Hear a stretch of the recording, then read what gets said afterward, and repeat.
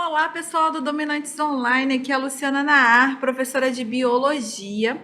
Nós estamos falando sobre a classificação dos seres vivos e nessa videoaula eu vou falar um pouquinho com vocês sobre as doenças virais, tema importantíssimo para as provas. Viroses humanas são doenças causadas por vírus. Então, sempre que a gente vira a terminologia oses, a gente vai associar a doença. Como é vírus? Viroses.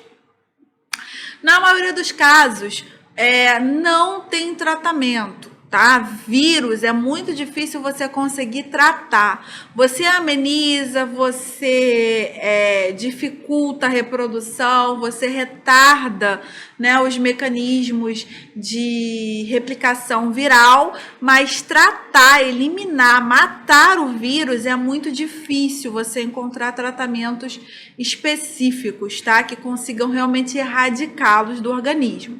Os medicamentos que a gente toma quando está com gripe, por exemplo, são apenas para aliviar sintomas de tal enfermidade.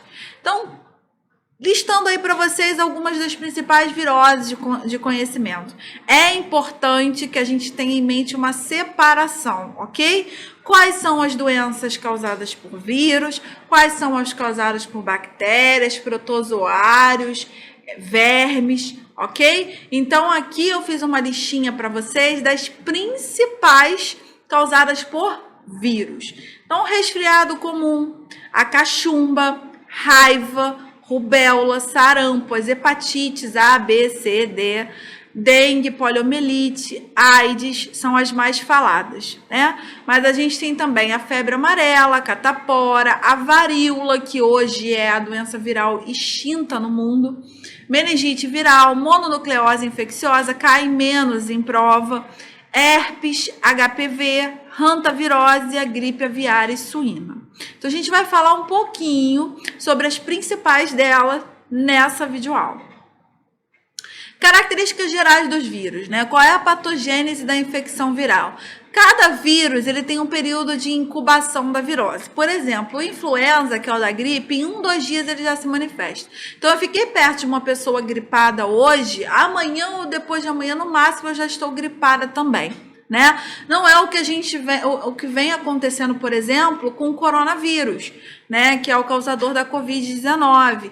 Na verdade, é um vírus muito próximo ao vírus da gripe, né, apesar de ser de uma família diferente, os sintomas e a forma de transmissão é muito parecida, mas ainda não existe um acordo de em quanto tempo você manifesta, né, qual seria o período de incubação. Tem pessoas que manifestam logo no 2º, 3º dia após o contato com o doente, tem pessoas que só vão ficar doentes após 10, 15 dias, então por isso o período de quarentena, né, em 15 dias, mas que ainda está bastante discutível. Agora a gente tem doenças virais que já são bem caracterizadas, bem descritas. Então o influenza é uma delas, a dengue também, aproximadamente de 5 a 8 dias, poliomielite, sarampo, varicela, ó, a poliomielite entre 5 a 20 dias, a varicela também de 13 a 17 dias, a mononucleose demora um pouquinho mais, de 30 a 50 dias, a hepatite A até 40 dias, a hepatite B até 150 dias, olha só quanto tempo você pode ficar na janela, chamada janela imunológica, né, que é quando o vírus não se manifesta. Olha, o HIV pode ficar escondido no corpo de 1 a 5 anos. Então, quer dizer, cada vírus tem a sua particularidade com relação ao período de incubação, ok? Então, vamos falar das viroses. A gente tem os vírus envelopados de DNA, que é a catapora, a herpes, a hepatite B, são os principais. E temos os vírus envelopados de RNA, cujos a gente tem o HIV, a febre amarela, hepatite C, rubéola, sarampo, varíola, gripe, poliomielite e o coronavírus. O da raiva também, cachumba, dengue e resfriado. Todos eles são vírus envelopados de RNA. E os não envelopados de DNA, a gente tem o HPV e de RNA, as hepatites A e E. Vamos começar a falar, então, de cada uma especificamente. Vamos começar pela herpes bucal. O agente etiológico de qualquer doença viral, ele não tem um nome específico. Por que que isso acontece? Porque os vírus, eles não são colocados dentro da classificação dos seres vivos. Então, você só nomeia, você só classifica quem é um ser vivo, né? Aquela nomenclatura abdominal de Linneu e tal, que precisa de 2 nomes, o primeiro com letra maiúscula, enfim.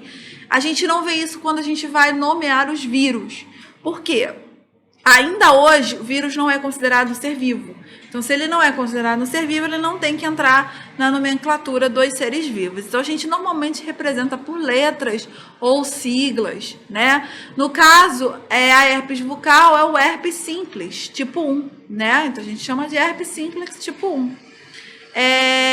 A forma de transmissão é através da via aérea, né, oral ou respiratória.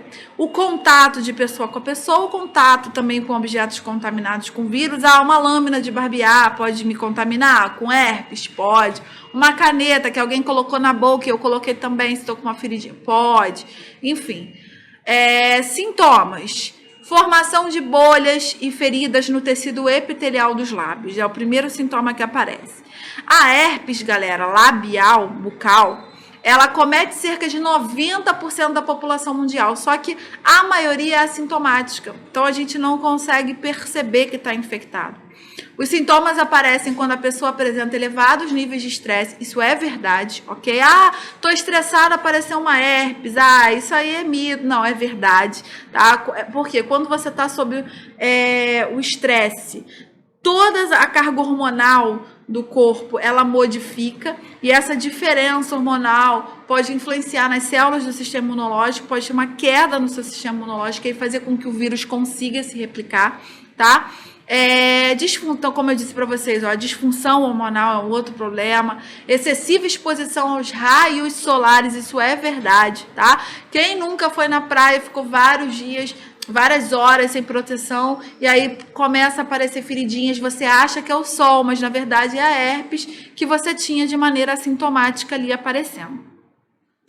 Tratamento, utilização de pomadas que vão inibir o desenvolvimento do vírus, mas não vão matar. Uma vez infectado pelo vírus da herpes, é uma infecção crônica e você terá pelo resto da vida, ok?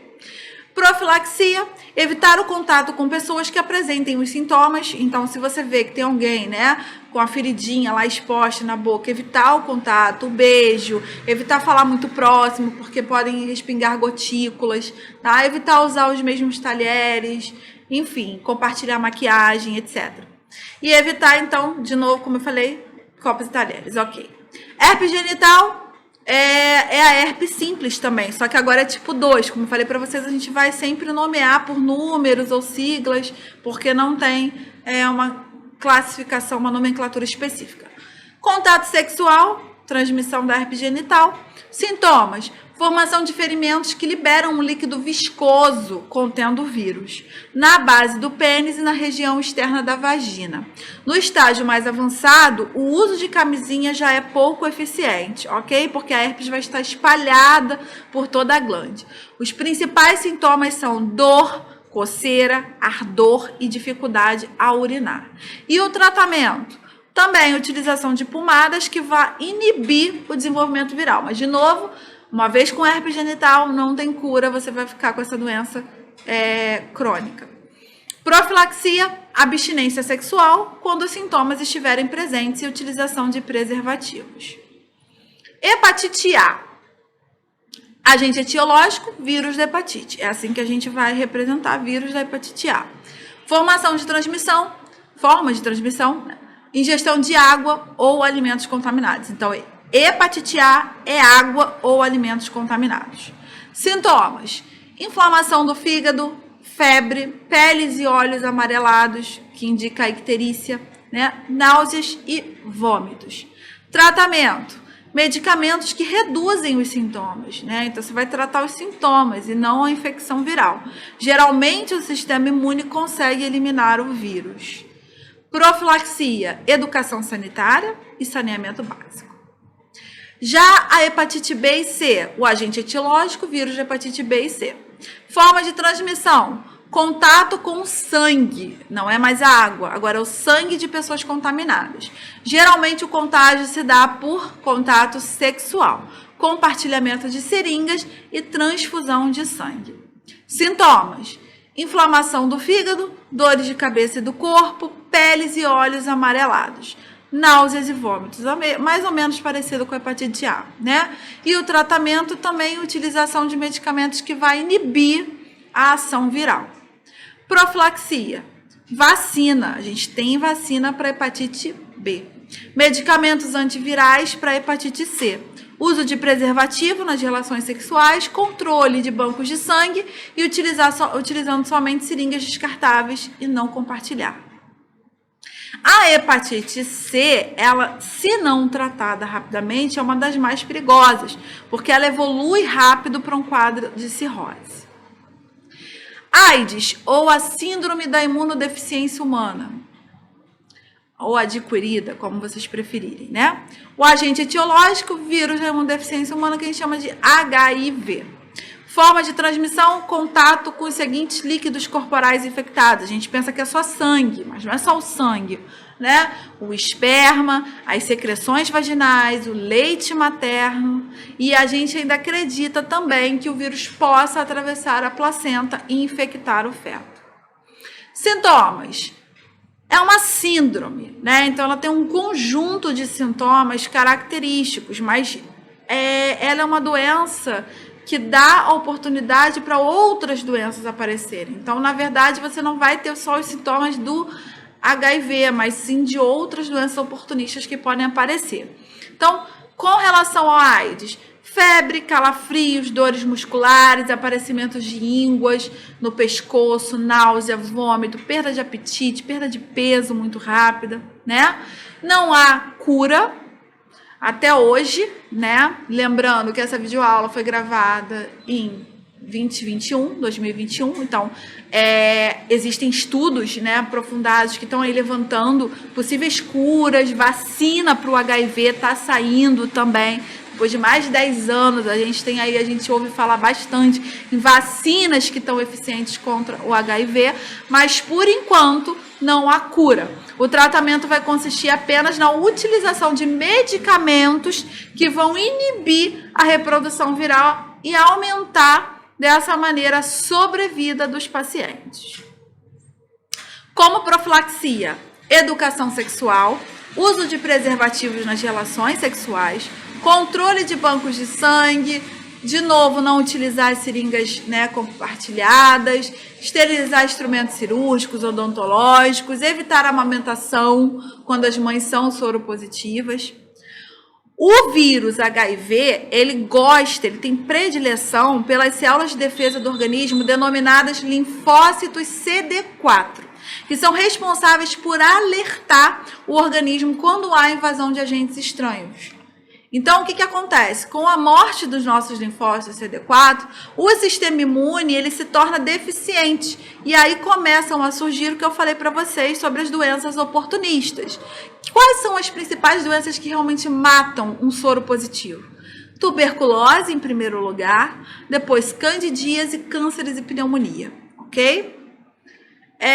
Ainda com relação à AIDS, ao entrar no organismo, o vírus HIV ele pode permanecer latente nesses linfócitos e dessa maneira não é detectado pelo sistema imune. O vírus ele chega a ficar inativo por até 10 anos e o paciente nesse período pode não manifestar sintoma nenhum. Por motivos ainda não compreendidos, o vírus se torna ativo e inicia a reprodução via ciclo lítico, que é aquele que lisa as células, né? E aí, a partir disso, o paciente começa a desenvolver os sintomas da doença.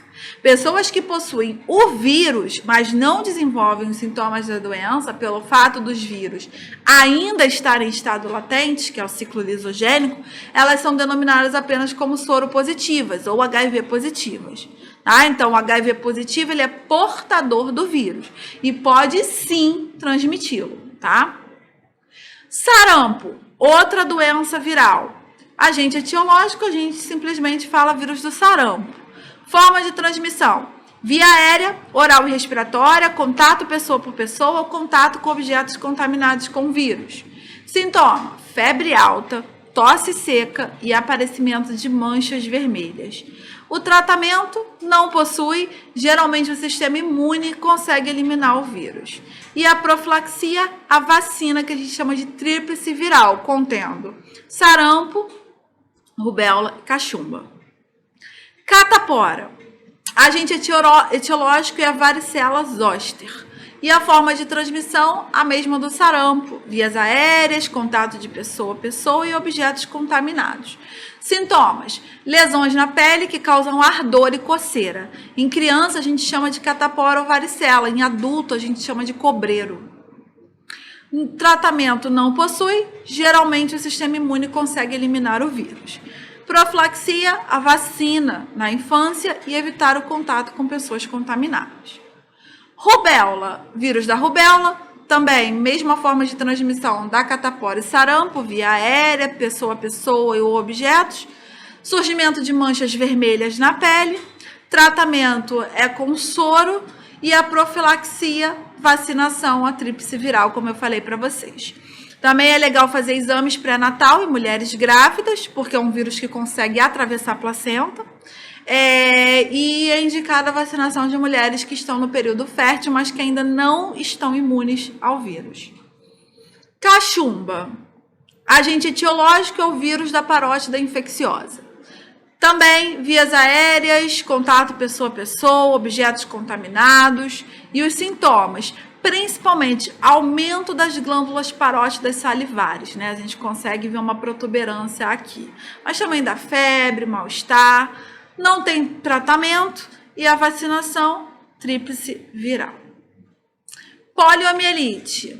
Agente etiológico, poliovírus, ou vírus da paralisia infantil. Forma de transmissão, olha que interessante, paralisia infantil, galera, ingestão de água e alimentos contaminados com vírus. Uma água contaminada pode causar poliomielite. Sintomas: o vírus atinge o sistema nervoso, onde a sua multiplicação pode levar à destruição de neurônios motores, levando à paralisia de membros. Tratamento: não possui tratamento específico, não tem cura, e as vacinas são a Sabin e a Salk, aquela vacina do Zé Gotinha, né? Raiva. Vírus da raiva, forma de transmissão: contato com a saliva de animais, mamíferos doentes, principalmente através de mordidas. No ambiente urbano, o principal transmissor são os cães e gatos, e no ambiente rural, morcegos e hematófagos. Sintomas nos animais doentes: encefalite, agressividade excessiva, aumento de salivação, a pessoa começa a espumar, né? Não só o animal, mas o ser humano também. Incapacidade de deglutir, existe uma hidrofobia, né? Sintomas no homem: insônia, dor de cabeça, convulsões, salivação excessiva, febres, espasmo no músculo da glote, dificuldade de deglutição, pode matar em pouco tempo. Não tem cura. A profilaxia é vacinar os animais domésticos e a vacinação antirrábica para os seres humanos, caso eles tenham sido mordidos. Dengue. Agente etiológico: o vírus da dengue. Forma de transmissão: através da picada das fêmeas, do Aedes aegypti e agora também do Aedes albopictus. Sintomas: dores lombares, tonteiras, desmaios, febre agudas. Pode evoluir para uma dengue hemorrágica, então pode ter quadros hemorrágicos, né? Diminuição de plaquetas. Tratamento: consiste apenas na tentativa de remediar os sintomas. A aspirina ela é contraindicada porque ela interfere na coagulação sanguínea. Então, se a dengue já é uma doença que tende a destruir plaqueta, você tende a ter quadros hemorrágicos, então é interessante evitar a aspirina. Profilaxia: eliminar os criadores do mosquito, água parada e limpa, é onde ele gosta de ficar, né? E a utilização de inseticidas e repelentes. Já a gripe, agente etiológico é o vírus da influenza, forma de transmissão: vias aéreas, oral, respiratória, contato pessoa a pessoa, objetos contaminados com vírus. Sintomas: febre, calafrio, dor de cabeça, dor muscular. Tratamento também para gripe não tem, só tem medicamentos que aliviem os seus sintomas. E a profilaxia: evitar o contato com as pessoas infectadas, evitar permanecer longos períodos em ambientes fechados, e a vacinação. Coronavírus, SARS-CoV-2, causador da Covid-19. Formas de transmissão, vias aéreas, também oral respiratória, muito parecido com a gripe, né? Tanto é que no início as pessoas achavam que era uma gripe realmente, é como se fosse uma gripe leve, né? Muito se levantou no início da pandemia. Então, hoje a gente sabe que não é leve e que também é pelas vias aéreas, oral e respiratória, contato pessoa a pessoa, objetos contaminados com vírus, sintomas, febres, calafrios, dores de cabeça e dores musculares, falta de ar. Não existe tratamento até então, né? A gente sabe que houve uma corrida muito grande para descobrir, né, tratamentos rápidos já existentes para outras doenças, e ainda existe uma controvérsia, né? Defensores de algumas drogas ou não defensores, mas ainda não existe um consenso na comunidade científica que aprove um medicamento com eficácia ao coronavírus. A profilaxia é evitar o contato com pessoas infectadas, evitar permanecer também por longos períodos em ambientes fechados, e agora, recentemente, a vacinação. Gripe aviária, agente etiológico, o vírus da influenza é o H5N1. A forma de transmissão é o contato direto com secreções de aves infectadas pelo vírus através de ar, água, alimentos ou roupas contaminadas. Sintomas: febre alta, dores musculares, dificuldades e problemas respiratórios.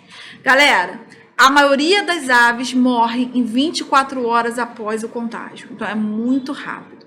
O vírus atualmente só é transmitido de aves para seres humanos. O grande perigo consiste no vírus, se o vírus sofrer uma mutação que permita ser transmitido de humano para humano. Tratamento não existe e a profilaxia é sacrificar todos os animais que possam estar infectados pelo vírus. HPV, papiloma vírus humanos, vírus do HPV, né? Forma de transmissão, contato sexual. Sintomas: lesões precursoras do câncer no colo uterino, aparecimento de verrugas na pele, principalmente em órgãos genitais. O tratamento seria a retirada das lesões através de procedimentos cirúrgicos, e a profilaxia, uso de preservativos nas relações sexuais, realização de exames periódicos com Papa Nicolau para a detecção de lesões no útero, e agora, mais recentemente, também a vacinação para meninas, né, na adolescência, até uns 13, 14 anos. Vacinação na prevenção das viroses é o melhor remédio. Tá? Hoje a gente sabe, a gente pode ver aí com a pandemia, muitos procurando uma droga eficiente, né? Mas vocês viram que a maioria das doenças não tem um tratamento específico contra o vírus. Então, a profilaxia que a gente conhece hoje com relação às viroses são as vacinas. E um exemplo muito importante que a gente tem é a varíola, né? A varíola foi uma doença fatal, tá? Que matou muitas pessoas, e em 1950 a gente tinha 50 milhões de mortos por varíola, quando em 1967 a gente consegue dar uma redução nesses números e caem para 15 milhões de casos. Em 77 a gente tem o último caso na Somália, depois da implantação da vacina, e em 80 a OMS declara a varíola extinta no mundo por vacinação. Então, desde a década de 80 que a gente não escuta mais casos de varíola no mundo, graças à vacinação, ok? E hoje em dia a gente nem vacina mais contra a varíola, para a gente ter noção da importância que é a vacinação para as doenças virais. Galera, obrigada pela atenção de vocês e até a próxima videoaula.